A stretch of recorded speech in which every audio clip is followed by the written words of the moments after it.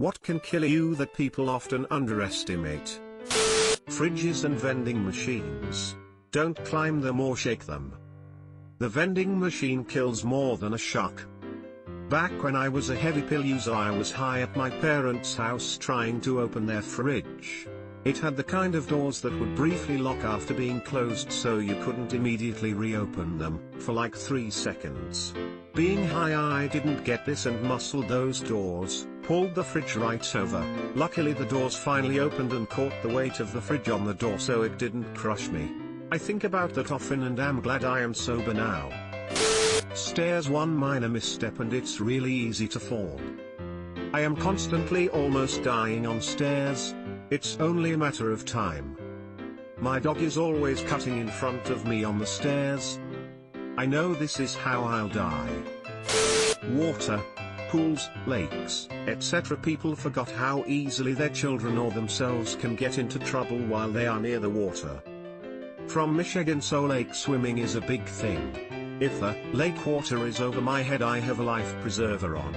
Done, no exceptions. I'm a healthy young adult, but one wrong breath or cramp and you sink, and you're not kicking off the mucky bottoms in a lot of our lakes like you can in a pool. Add to that the sheer weight of water waves, rapidly running rivers. People act like it's coming out of a tap when you're really talking about a square meter of water weighing 1,000 kilograms. Literally more than a ton. Edit, cubic meter. And a US ton is 2,000 pounds. 1,000 kilograms equals 2,204.62 pounds. Flare gun. Treat it the same as a handgun. I know a guy who can only flip me off on one hand because of a flare gun. In the same category, blanks, at a surprisingly long distance. The common flu. The estimated death toll from the flu in the 2017 to 2018 season in the US was 61,000. With 810,000 cases severe enough to require hospitalization. My boyfriend's brother was hospitalized recently with the flu. His girlfriend found him passed out in their bathroom. He's 38, and in relatively good health. The flu is nuts. My friend's mom died of the flu this year. She was otherwise healthy. Don't fuck with the flu, people. Lack of sleep. It will do you in. And lower your life quality until it does. Even a measly 2 hours can be the difference between a super up mood or my normal cheery 8 hours self. It's just odd how fast lack of sleep will fuck with a seemingly stable mental state. Back in college I used to go a day or 2 without sleep without realizing how bad it was. I used to brag about it too to my friends, until my doctor told me it was literally going to kill me if I didn't stop. Even a small nap is 10x better than no sleep at all. Large bodies of water. The ocean wins every time. A river will win every time. Our bodies are weak and small compared to the sheer weight density of flowing water. Even still water is dangerous. I had a good friend who drowned 2 years ago. He was 22 and fit as a fiddle. I would describe him as athletic and trim. He died in a small lake in southern Utah swimming around. We think he got a cramp and drowned that way, but there's no way to know for sure. Water always wins if you don't take it seriously. Even then there's no guarantee. And wave pools. I love the water. I could be on a boat every day and be very happy. But I will never get into another wave pool, especially ones that allow floaties. It's scary having all these people and their junk crashing into you at the same time as the waves. I know the lifeguards are watching, but still, if I got stuck under one of those inner tubes, I'm not sure if they would have been able to see me. Electricity, very, very dangerous, but people just mess with it. My favorite electrical advice is if you short a high voltage transformer, it'll hurt for the rest of your life. Usually, a few minutes. Jesus, why is this so far down? I work in a high-power electronics R&D facility and I can't tell you how little electricity it takes to end your life. It takes only 50 volts to cross human skin, and if you take a shock to the heart of only 110 volts, yes, the amount in your wall outlet, it can disrupt your heart rhythm and you can drop dead at any point for about the next 3 days. Even a small shock across the chest at work and we are required to go to the ER and get an EKG until they're sure our heart is unaffected. Be scared of electricity, people.